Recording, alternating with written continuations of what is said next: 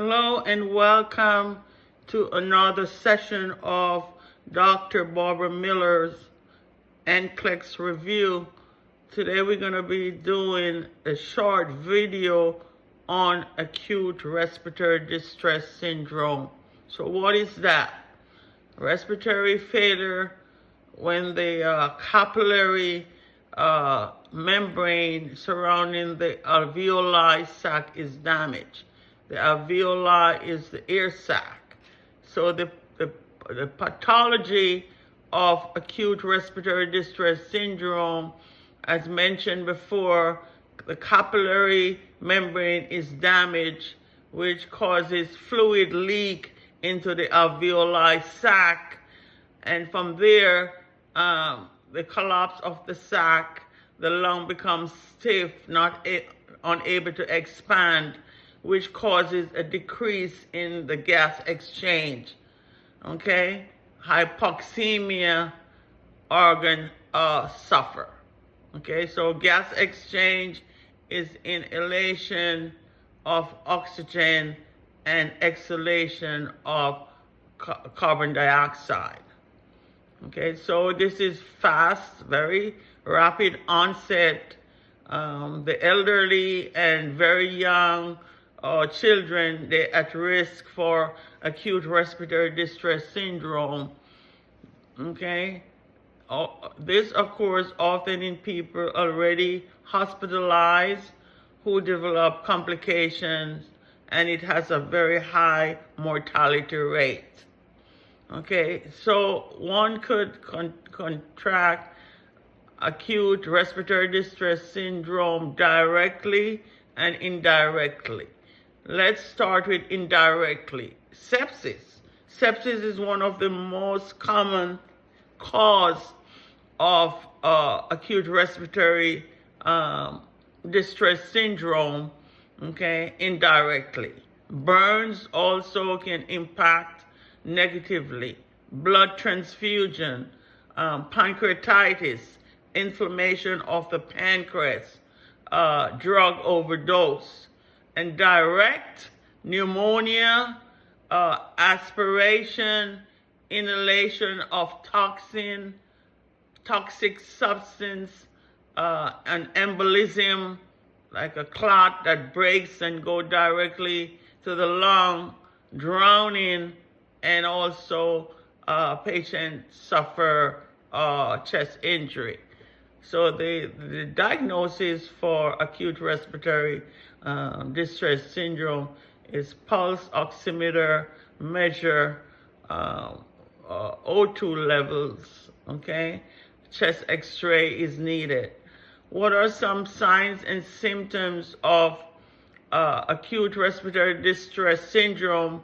Within the first 24 to 48 hours, the patient will have shortness of breath. The patient will have a very rapid breath. Okay, you can also auscultate adventitious sounds such as crackles, wheezing.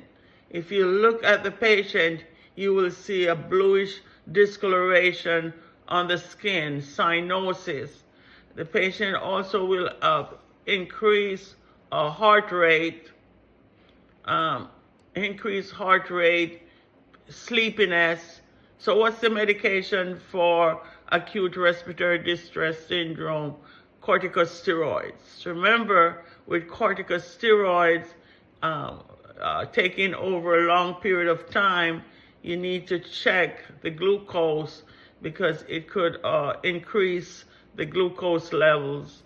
Also, corticosteroids delays wound healing. So for acute respiratory distress syndrome, medication utilize corticosteroids and antibiotics. So what are some interventions that the nurse should take into consideration? They usually will use mechanical interventions such as PEEP, positive end expiratory pressure, to monitor the respiratory status. Okay, they would want to keep the pressure at 10 to 20 centimeters of water. They also you want to position the patient in a prone position so the heart does not compress the lung. You want to monitor their urinary output. You want to check their vital signs. Also the cardiac output and their mental status. Remember, the normal cardiac output is 4 to 8 liters.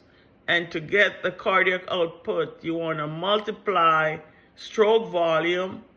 Okay, the doctors, they will give the stroke volume rate times the patient's heart rate, okay, and then divide by 1,000.